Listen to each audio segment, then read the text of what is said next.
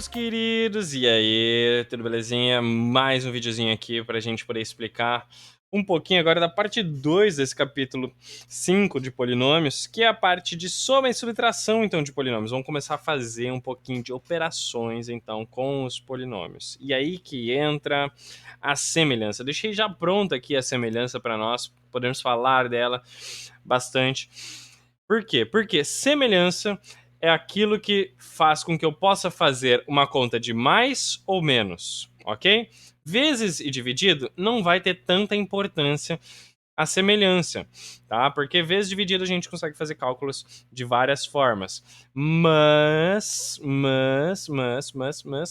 mais e menos, operações de adição e subtração de polinômios, nós vamos precisar ter semelhança. Então, lembrando o que é semelhança, para um termo ser semelhante a outro, ambos precisam ter a mesma parte literal. E aí o que entra? Entra que eu só posso fazer cálculos com aqueles que são semelhantes. Ou seja, eu vou fazer cálculo com quem? Se eu tiver, por exemplo, 4y², vamos colocar aqui, 4y². Opa, falhou. Nossa senhora, meu 2 ficou estranho. Mais 5y, por exemplo. Menos 7y². Mais 6y. Quem que eu posso somar com quem? Eu só posso somar aqueles que sejam semelhantes, ou seja, que tenham a mesma parte literal. Então, eu só posso somar, nesse caso aqui, o y² com o y². Por quê? Porque eles têm os mesmos y, lembra? Se eu tenho y², quer dizer que eu tenho y vezes y. Então seria, por exemplo, 4 vezes y vezes y. E a mesma coisa seria o menos 7 vezes o y vezes o y. Então, o que eu teria aqui seria uma semelhança entre eles. Então, eu posso pegar os números 4 e o menos 7 e fazer a continha com eles, porque eu vou só repetir a minha parte literal, né? Aqui que eu tenho, ok?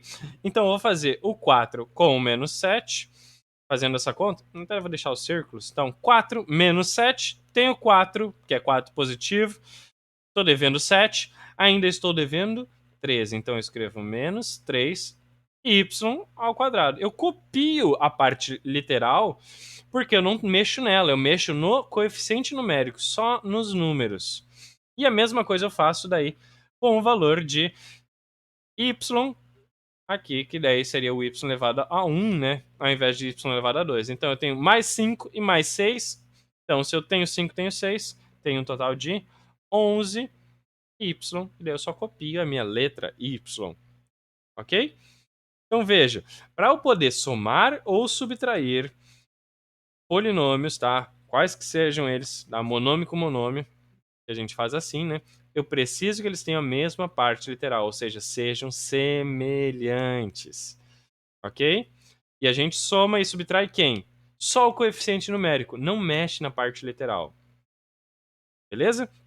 O livro ele traz ainda uma explicaçãozinha a respeito de quadrados, tá? Uma explicação geométrica que eu vou dar uma passadinha também para vocês. O que seria isso? Então, imagina o seguinte, que eu tenho uma certa medida, deixa eu pegar aqui para montar quadrados para vocês. Eu tenho aqui retângulo, deixa eu tirar o arredondado, beleza, aqui. Então, digamos que eu... Nossa senhora, tá grandinho, hein? Deixa eu fazer um tamanho menor aqui, fazer 12. 12 eu acho que tá bom. Tá ótimo. Então, digamos que eu tenho um quadrado aqui. E esse quadrado, eu digo que ele tem uma medida x por x. Ou seja, a área dele vai ser x ao quadrado. Então, quando eu digo que alguma coisa é x ao quadrado, é a quantidade que eu tenho ali de x ao quadrado podem ser demonstrada por esse quadrado. Então, por exemplo, se eu dissesse que eu tenho 3x ao quadrado, eu teria que fazer o quê? Eu teria que ter 3 desse quadradão aqui. Ok? E agora, se eu tivesse a mesma medida, pegando a mesma medida, tá?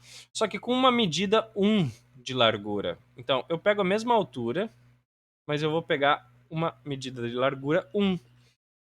Então, por exemplo, continua sendo o mesmo x aqui, mas aqui esse valor é 1. Quanto que vai ser a área desse retângulo? Vai ser 1 vezes x. 1 vezes x é x, tá? Ou a gente pode escrever também 1x. Então, quando eu vou escrever alguma coisa, por exemplo, 4x, quer dizer que eu vou ter 4 retângulos desse aqui, porque eu vou ter 4 vezes o x. Seria a mesma coisa que dizer, né? Seria tipo x mais x mais x mais x. Então, 4 deles formam justamente isso aí. Beleza? E, por fim, se nós fizéssemos desse tamanhinho também, de 1, que a gente fez a largura, só que 1 por 1, fazendo um quadradinho. Deixa eu ver se eu consigo fazer mais ou menos um quadradinho aqui, assim. Tá quase um quadradinho, a gente imagina, né?